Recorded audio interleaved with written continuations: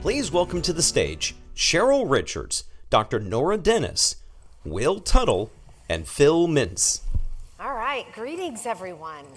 Thank you for sticking around for the last panel of the day.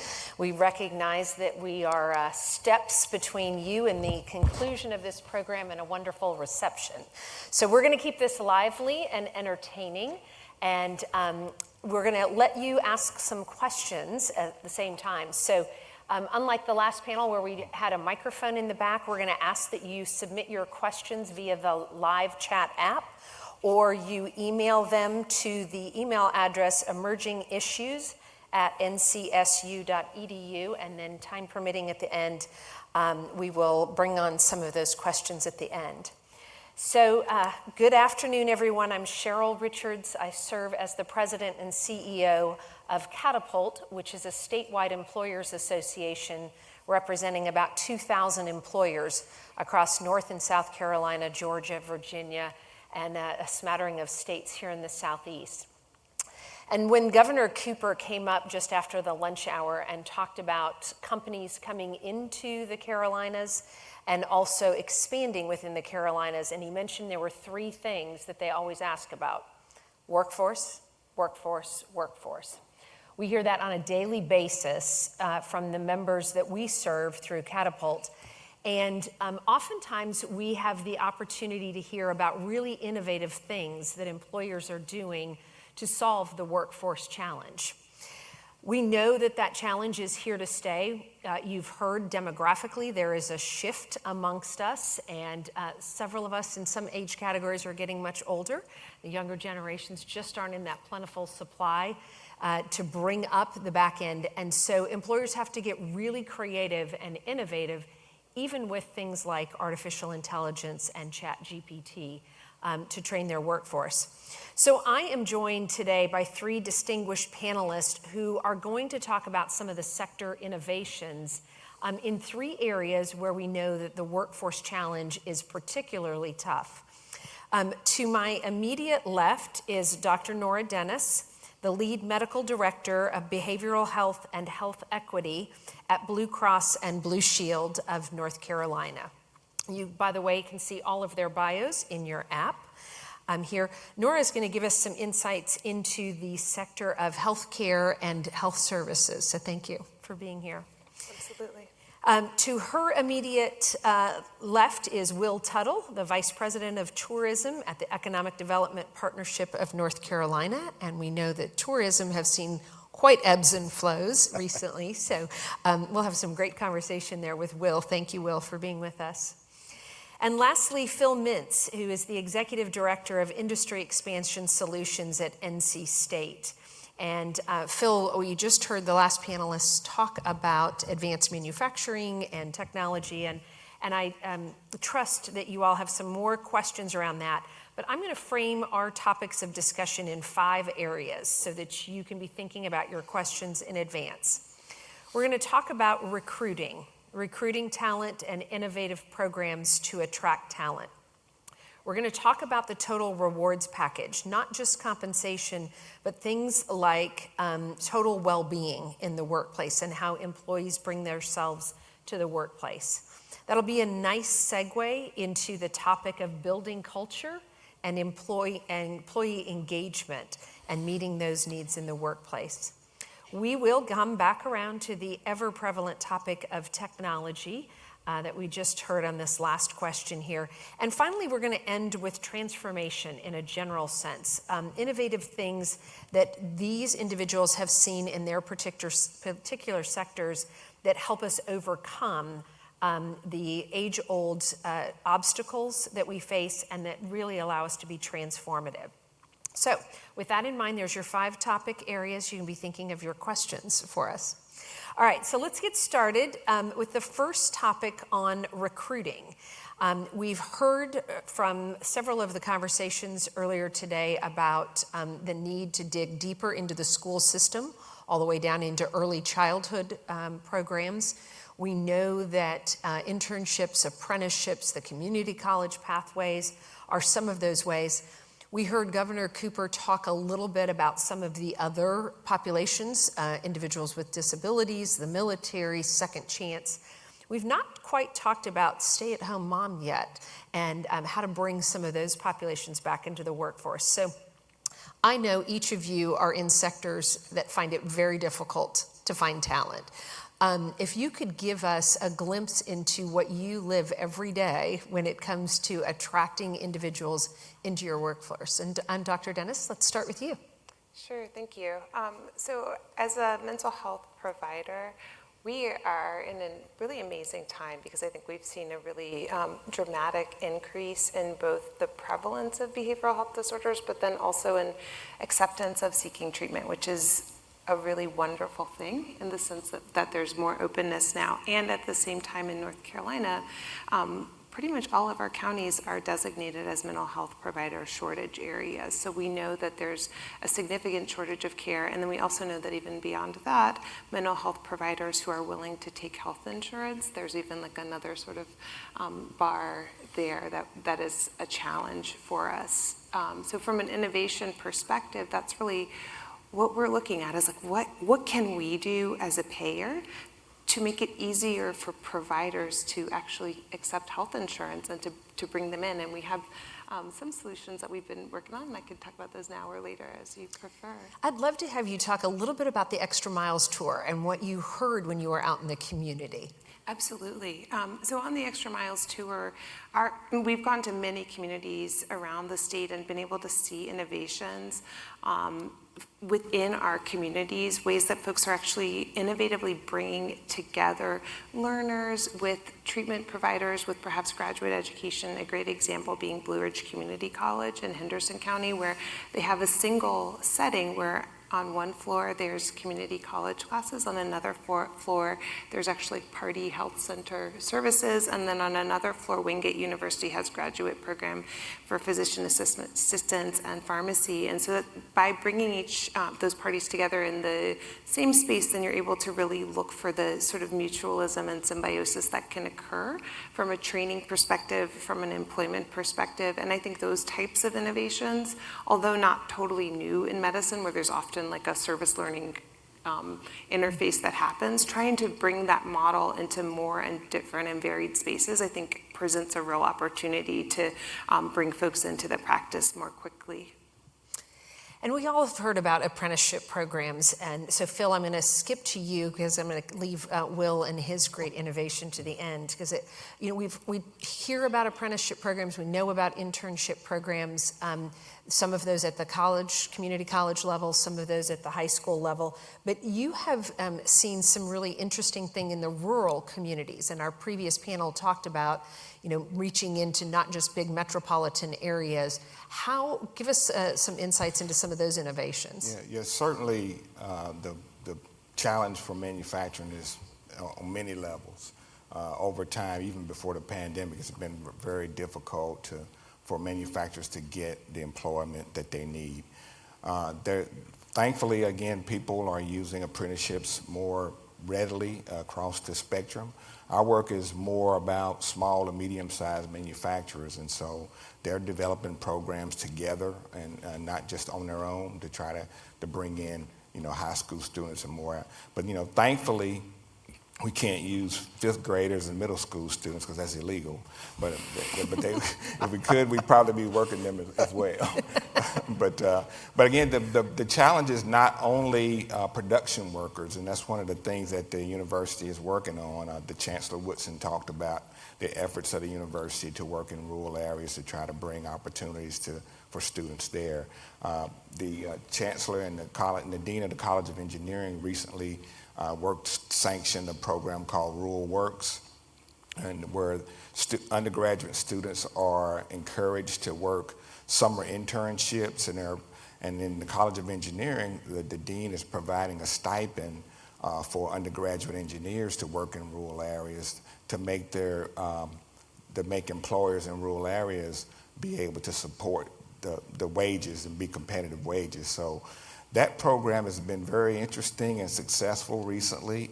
Students are actually interested in finding out what's going on in rural areas. The program also has a cultural aspect to it, so the students are also getting involved in things that are going on locally in the regions. But the work is in manufacturing for the engineers in a lot of ways, but also there's an opportunity for them to understand that there are opportunities to live and work in rural areas. And so, again, the jury's still out on whether or not these types of programs will encourage graduating seniors to take jobs in manufacturing in the rural areas, but it provides them a window into what's possible.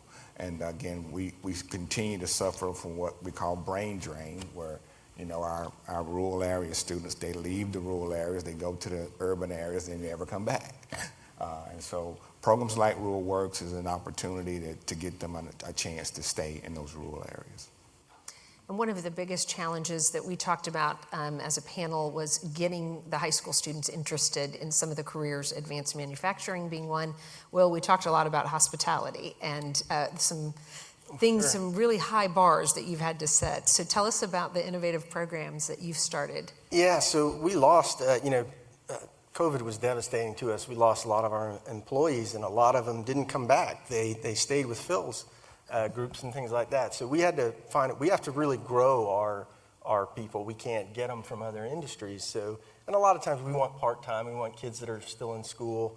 But what we found is that a lot of them don't even know about the tourism industry. So we have to get their attention, particularly in the high schools. So we do things like apprenticeships, and there's apprenticeships in Charlotte where you can be a chef and make $15 to $17 an hour. And we have programs called Pro Start where we go into the schools, but we really needed to get their attention. So we did some old-fashioned PR. Our Travel Industry Association in the state created a Hospitality Olympics. It's just kind of a fun PR event to get people out and compete in things, get a little spirit and get some attention. We had a contest to see who could be the fastest at making a bed. We had a mop race to see who could push a mop the fastest, and the whole spirit of this was to get teams together and get good positive attention for tourism. And the winners won a golden toilet brush, so that's a big prize for someone. I think it's a great way, though. We all know that there's this struggle with trying to get the younger generation interested in particular careers, right? Because they have some way that they have a preconceived notion of what that career might look like, right? Phil, in your area, we talk about, they think they've got to wear steel-toed boots, and actually it's advanced manufacturing is highly, highly technical now. And so getting over some of those barriers, I think, is a really great example to kind of bring us home of how do you recruit those populations. Before we leave this topic, Phil, I want to come back to you because one of the things we talked about was how do you look into other populations that aren't the ones that the governor mentioned, right? The military or the second chance population, or what else did he describe? With disabilities, right? But we had a conversation about a really innovative thing that a company's doing with shift work to bring stay-at-home moms back into the workforce. Yeah, I know we were going to talk a little bit about looking at different ways that companies do shifts, but one of the things that I read about, it wasn't in the state, but there's an opportunity where a company set up actually a shift for stay-at-home moms. So the stay-at-home moms could actually deliver their children to school, and then once they did that, then their shift started at the plant. So maybe somewhere around 9 o'clock-ish or whatever, they would come into the plant. There was a whole workstation set up for this group. And so they would work from 9 to like 2 or whatever it took to get they leave and go back and pick up their kids. And that was the shift for the week. It was Monday through Friday, 9 to 2, and no weekends. I mean, that shift was set up for stay-at-home parents. And so it's a popular concept. But again, it doesn't work for everybody. I mean, that's the thing with all of these solutions. It has to be the right kind of industry and the right kind of product that they're making. But there was some innovative thinking there to say, there's a whole segment of workers that we can't get to because they have to tend for their kids. And of course, still has to be some flexibility, or the kid is sick. So you still got to have some flexibility there. But that was an interesting concept that we found out about. So let's just assume that we've all figured out how to get the pipeline in. We know the very next hurdle is talking about compensation, total rewards, flexibility. How do we accommodate the worker? So I'm going to come back this direction. Phil, I'm going to keep you in the hot seat for just another second because you have you've talked about childcare, right, in the terms of this shift work, but you also have another example of an organization that's thought really innovatively about providing childcare to bring the whole worker to the workplace. Yeah, this is something that recently was discovered that was in the works. I mean, we're not sure how. Again, these are all innovations that people are working on that they want to believe that it's going to help out. I had a conversation with some colleagues, and they were discussing how there was work being done to set up a child care facility in an industrial park. I mean, so for a lot of reasons, I mean, larger companies may be able to bring child care on site, but smaller companies could not afford that. However, if they're in an industrial park and there's a child care facility right in the park, there's several companies can work together to help provide that service. And again, that activity would satisfy proximity challenges for one thing, because it doesn't really matter whether or not you can afford child care or not. If you can kind of get there, that's one thing. But again, it provides an opportunity for the employers to maybe subsidize or support it in some kind of way, because it's right there, it's readily available. So I don't know. Again, this is a concept that's being developed, and it was kind of an interesting idea. Again, especially as we are starting to build these mega industrial parks now with all these companies coming in. So this was just another innovation that I heard about recently. Will, it's hard to get innovative in the hospitality industry. You've got to have people on site, right? Work from home does not work. Doesn't work. Won't get the bed changed, or the meal served. And so that's tough for us, but we've got some great stuff. I think people are using technology. We've seen some companies using cloud computing to figure out their scheduling, to make their scheduling better, similar to what Phil was saying, to be able to work more efficiently and help people get in the times when they need it or when they can afford to do it. We've seen people use apps like there's a Gig Pro app. So, a lot of our work is part-time. So if we can get people to come in, that helps as well. What I'm seeing more across the state, and this has been done in the Outer Banks actually for a while, it was pre-pandemic, but housing shortage is an issue. So we've got employers that will actually house people, particularly for the summer, times when you couldn't afford the housing there. We've had companies start to do that as well. So we're seeing some innovative things happening, I think, to get it done.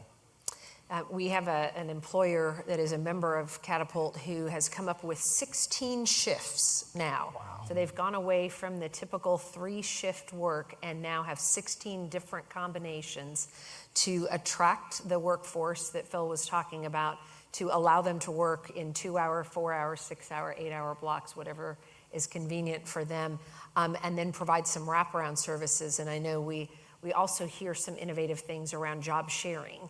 That makes it a little bit easier for individuals to stay committed and involved in the workforce if they're able to job share. But Dr. Dennis, that doesn't always work in your area, right? It's hard. We're facing a statewide shortage of behavioral health clinicians, not to mention the nurses that have just been tapped during the pandemic, and not to diminish the doctors as well in there. So you have to think about engagement of the workforce in a very different way, right? And you need to think about that total well-being of the employees. What are some things that you've seen in health services in the healthcare industry that's really allowing for that total package of flexibility and well-being of employees? So it depends a lot on what type of healthcare worker you're looking at, right? Because there's, it's sort of like you've seen one healthcare worker, you've seen one healthcare worker. And so I think that in many ways, though, the telehealth, I will call it the telehealth revolution of COVID, has really allowed healthcare workers a different level of flexibility than was previously possible for them. And at Blue Cross Blue Shield, we've been very mindful and thoughtful when we look at telehealth utilization, that our long-term policies are going to support telehealth as it sort of evolved during the pandemic, are going to use telehealth to support quality, use telehealth to support access, and then telehealth really does support for our behavioral health workforce in particular, because behavioral health is the area where telehealth was the most heavily adopted, it's really been revolutionary for those workers in terms of giving them more flexibility around their schedule and allowing them to work from home, which I think is an ideal for a lot of people, particularly parents. I, as a parent, just received a notice from one of the healthcare providers. I won't say which one in the state because there's a couple of big ones that would give it away, but now starting to talk for charging for telemedicine visits beyond just the frequent questions because of the burnout of the doctors and nurses and the PAs on the other side, having to respond to tens of thousands of inquiries now because telehealth has now become mainstream. Yeah, I mean, I think that there's always the question with any new technology about the extent to which it's supporting the ideals that we're all aspiring to. And I think in healthcare, the ideals that we're aspiring to in terms of responsiveness, in terms of being a loving presence for healing, to what extent is it supporting that? And then at what point does it stop supporting that and actually create additional administrative burden for healthcare workers that isn't actually serving the larger purpose? And so I think that we're always navigating that balance, particularly in times of change like right now when we just see so much innovation happening so quickly. To what extent is that actually serving the healthcare provider and serving the patient? And to what extent is it additional work that doesn't really bring any additional benefit? And that's the key, right, is balance in all of this. We saw this immense flux with everyone going home in March of 2020. Well, most people going home in March of 2020, and then coming back, and now the workers demanding, I need some more flexible things in my life. I've figured out how to take care of my children or my aging parents, and now they're asking for a lot more of that flexibility.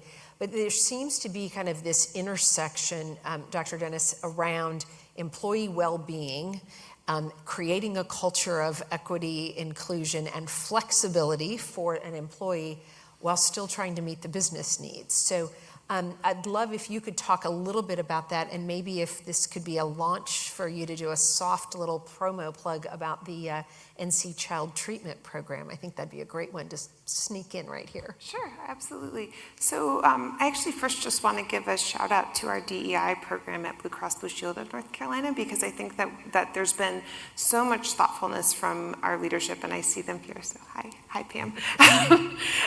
So much thoughtfulness about how we create a workplace that is actually embracing and celebrating the amazing diversity of workers that we have. Not just, I think when we think of diversity, sometimes we think of racial and ethnic diversity, but that's, I think, just the beginning for us. Like, we're thinking about our LGBTQ plus employees, we're thinking about our employees with disabilities, we're thinking about our employees who are veterans, and how do we support and uplift a diverse workforce with the knowledge that that makes us more resilient as an organization and makes us better and more adaptive problem solvers. So it's in an ideal situation, I think that our openness and ability to see a variety of different people as leaders and see their talent actually is going to further the business goals of the organization. And then also within any workplace, looking at how we can expand and evolve the existing folks who are there and make them more effective. And so, within Blue Cross, we had an initiative brought forward to take existing workers and bring them into the rotational development program, which is basically a program where you go through and work in a lot of different areas that historically had been only open to sort of like the young, new people. Well, hey, what if there's an existing worker who's a customer service professional who knows this business and has been serving this organization for years, and they want to move to a different area? Could we have them rotate, right? And then similarly, NC Child Treatment Program is a program that helps our existing psychotherapy psychologist workforce to do training in evidence-based psychotherapy practices. So, hey, you've been a psychologist or a social worker treating kiddos for years, but maybe you then get this new evidence-based intervention that allows you to take your work to another level and then bring kids through the therapy. Those kids are able to graduate. You're actually able to see and serve more children with the same workforce because you've given them a new skill. And then also, again, that's like a more satisfying job, isn't it? Right. We talk about the skilling the workforce, and I think when we say that, we always think back to early childhood, elementary, middle school, the community college system here, the university system here as our pipeline. And I think what you've raised for us, right, is there's another opportunity to reskill the existing workforce. And demographically, we're going to have to start doing that because the number of people on the planet available to take these jobs is diminishing. And so being really creative and innovative in thinking about reskilling an existing workforce and keeping them in a company or an organization or an industry, but not necessarily in the same job, is certainly one way of skinning the cat. Phil or Will, I said Will, Phil or Whit, any thoughts from your respective industries around some of that professional development? Well, again, it's tricky in manufacturing because everything is about productivity and quality, right? So when you start thinking about changes in culture and shifts and all of that, it's harder because machines have to run. And so it's like, well, do we put a person in front of the machine 12 hours at a time, 8 hours at a time? Or, when you start shortening that, there could be some challenges there. So, as I mentioned earlier, your companies are trying different ways to bring on people with shifts and things like that. But I think, you're going to have to move toward, how you deal with things other than wage employees. Contract workers. I mean, everybody's wanted, our kids now want to do things a little differently, and you won't be able to just retain them. So there's a lot of cultural shifts that manufacturers really have to grapple with because they have to get the products out. Yeah, and I think we're seeing some interesting things, I think, culturally, particularly with restaurants. The front of the house restaurants, people understand they're not getting paid as much, we're going to tip them. The back of the house has been more of a problem. There's 3 really interesting programs, I think, that I'll go from less intense to the most intense. The first one is called a Tip the Kitchen. It's a Charlotte restaurant group. They started doing an optional thing where they put on your bill, you could not only just tip your server, but you could tip the back of the house folks too to help them out. So that was great. It was a nice voluntary thing. Then there's another group that did a thing called the Bay Haven Pledge. And what they said is that we're going to charge a 23% service charge on everybody so we can tip the back of the house. So, people like the idea, but they may not like it when they see it on their check. And then the third, and this was my favorite, this was a Facebook group in Charlotte called Chefs of Charlotte that would actually go out, and if they saw a restaurant advertising wages that weren't livable, they would sort of mock them online and poke them and say, hey, no, this isn't right. You need to pay people more. And we actually saw some results where restaurants came back and said, okay, we're gonna raise that rate up. So I think that culture is coming around. It's really tough for restaurants. So many of them fail. The margins are tough. But we are seeing, I think, some interesting, innovative ideas, people trying to do something different.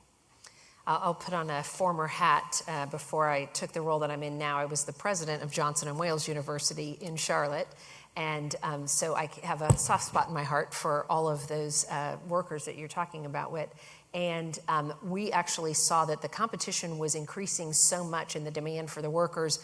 For the first time that I think any of us ever saw, line cooks were getting $2,000 bonuses, starting bonuses. Now, that's something that you hear of in finance, and you hear of it in nursing now, large bonuses. You never heard about that for line cooks to get a $2,000 bonus. That's a significant amount of money. So there is something to be said for keeping up with the Joneses in other industries that can help lift other industries, particularly ones that aren't as competitive in the wage areas, I think, lift them up out. So that's been fascinating. We're getting dangerously close to the time that I have to open up for questions, and I want to explore 2 more topics, one on technology. We heard from the last panel the question in the back about AI replacing jobs and, where do we really think this is going. I'd like to open it up. Phil, I'm going to start with you and talk about this company in Greensboro that's doing something really innovative with advanced manufacturing and AI. Yeah, so again, a couple of things. There's a company in Greensboro that not necessarily using exactly advanced manufacturing, but they're using some interesting ways to have workers in place when they need them. But again, in general, all manufacturers are concerned about technology and how they use it. And so everybody's trying to determine what the investment needs to be. Now, our larger companies and the big recruitments that we had, they're going to come in and they're going to build the fanciest high-tech robotics-laden companies, and they have to do it from the ground. But the trick is that if you have an existing factory and you're producing things a certain way, how do you bring in technology to help solve your problems? And so it's easy for some to do it because they can afford to, but others, they don't see how they can do it. And so we do have companies working on how to address the worker shortage in certain ways in terms of how they will allow people to work.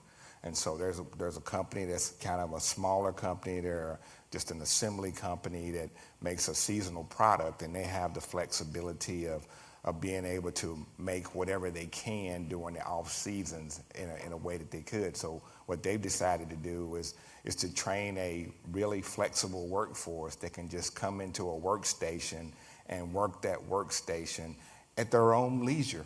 I mean, they don't have a schedule. They just show up when they want to do some work. And they ask, where do you want me to work today? And they go to a workstation and they work there. And so I was actually there visiting and talking to the leader. And at the time I was there, an 80-year-old couple came in and wanted to work a little bit. And so they were trained to work some of the workstations. And so the owner explained, he said, well, this is kind of how we fill out our workers. We have about 5 main workers, but we have a lot of people who just come and work whenever they can and whenever they want to. I thought that was very interesting. Wouldn't work for everybody, but it does work for that company. That's awesome. Whit, you want to tell us a little bit about how technology and e-commerce has changed? Sure, yeah. So my message is don't fear the robots. The robots are taking over. Some of them you may need to fear, but robots are really helpful for us in the tourism industry. They're going to do those jobs that a lot of people don't want to do. We've got little pink robots that are delivering coffee in Charlotte. There's electronic keys. There are ghost kitchens. There's a lot of ways I think technology is going to help. As the speaker before said, it's going to eliminate some of the jobs, but I think the jobs that they eliminate are the ones that could be eliminated, maybe some of the crummy jobs the speaker talked about earlier. And we'll be able to move on in better ways without them and have the people that are programming them getting better pay. Mm-hmm. There's a chain of hamburgers with a big golden arch that you may know of. Out in California, there's one owner that has 26 franchises and has 2 employees across the 26 franchises, and everything else has been automated. And that was that individual franchisee's response to a very, very tough labor market out in California and leaning into technology. And Dr. Dennis, I know we've talked about the impact of technology. You've already started to talk a little bit about telemedicine. But I'd love to hear more about how you're thinking about AI in improving patient healthcare and predicting, how you can be of best service to those in need. Absolutely. I think so for us at Blue Cross Blue Shield, one of the ways that AI has been most helpful for us is using predictive analytics to identify those patients who are most likely to benefit from case management services. So, when we're looking at all of our member population, if we're able to use AI to risk stratify and then outreach to the folks who are sort of in the most need at the moment. What we've found is that using that approach has actually really improved our engagement rate for those case management services, and then has also decreased readmission to the hospital. So I think that it's wonderful because it really allows focusing the resources that we have, and then it makes the job more fulfilling. Because you can imagine being a case manager and you're just calling and calling and calling and calling. People aren't picking up and you're not able to connect with them, versus having a much more targeted and honestly just a smarter approach to the outreach. You actually just end up connecting with more people, feeling yourself making more of a difference, and that making the job that much more satisfying. That's a great example. Sarah, I'm going to tee you up if we have some questions to pose here as we get to the end, and then we'll do one final thought because each of you have talked about transformation and our topics, and so we'll take a couple questions and then come back for one final. All right. to get to all of them. Let's talk a moment about, I think it was you mentioning housing, in tourism. Are you aware of companies in your sectors doing innovative efforts to provide affordable housing for their workers? And so maybe just if Phil or Dr. Dennis, if you want to touch upon either of those. I mean, well, again, there's one population that manufacturers are trying to tap into. We didn't talk about much is the immigrant population, and a lot of times using those types of workers, housing is a challenge. And so we do have some companies that we know of that has done a very good job of bringing in immigrants into their area just to work in their companies and having some success. But that includes, again, providing some additional services like housing, like transportation and other things like that. So that does happen, but again, it's all driven by the leaders of the company. And so, there has to be an interest in really making that happen before a company's going to take that on. Anything to add? I think in healthcare, the main place where we see that is in locum tenens, and that's been an area of tremendous controversy as locums workers have grown as a proportion of the healthcare workforce during the pandemic, just because it creates tremendous wage disparities within healthcare organizations that can be really problematic and sort of erode morale, and then also just destabilizes the workforce in ways that I think are troubling when you think about the fact that healthcare is a necessity. It's a sort of non-optional resource. Yeah. Yeah, let's see. Do I have time for one more? Okay, one more quick one. Maybe just one or two of you can answer. We heard Sarah mention earlier this idea of co-opetition within industry. So, what are you seeing in terms of examples where different businesses within a sector are actually partnering to address the workforce challenge?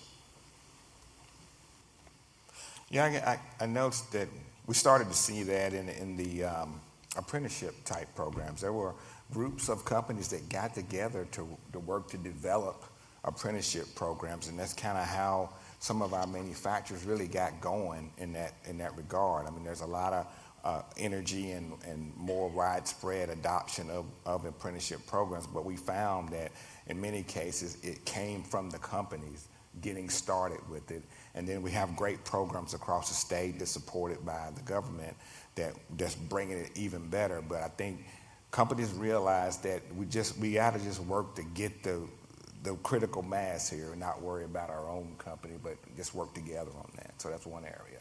Yeah, and in tourism, we're hoping to see more of that. I know some people have worked with Family Forward and Lisa Finality out here to try and offer that daycare so that maybe you could have a set of workers who, instead of just being part-time, would go to multiple hotels, maybe clean those hotels and have that family daycare and childcare provided for them. So we're hoping to see more of that.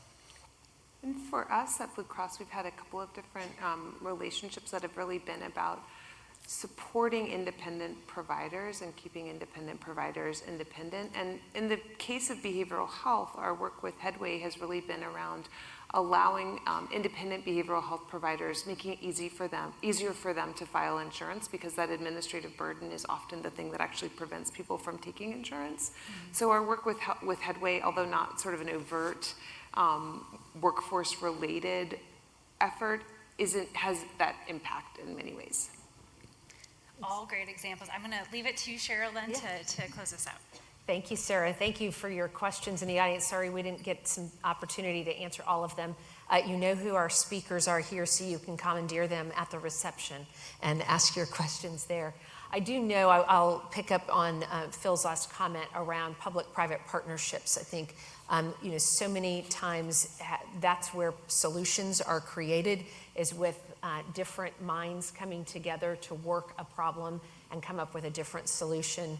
I spent 32 years in higher education, and we had no funding for new programs. It was when the business community came to the educational institution and said, we'd like to help you solve this problem because it helps us find the workforce, and a workforce that's trained and queued up with relevant skills for today. And that's really where a lot of this magic happens. It's where the early origins of apprenticeship programs started, and I think can make meaningful change. So I think in conclusion, everyone in this room has a role in this transformative workplace, be it bringing your solutions from a technology lens, from an employee well-being, a DE&I lens, as a recruiting organization, or as somebody who's concerned about flexibility and compensation. Thank you to our panelists. The big red zero is up in front of us, so we're going to get the hook off the stage. I think next up is our director of the Institute for Emerging Issues. Thank you all.